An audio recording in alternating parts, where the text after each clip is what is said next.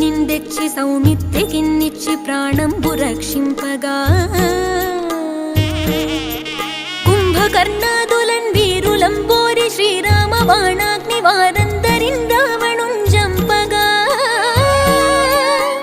అంతలోకంబులానందమయ్యుండ అవ్వేళనందన్ విభీషణున్ వేడుకన్ తోడుకన్ వచ్చి పట్టాభిషేకంబు చేయించి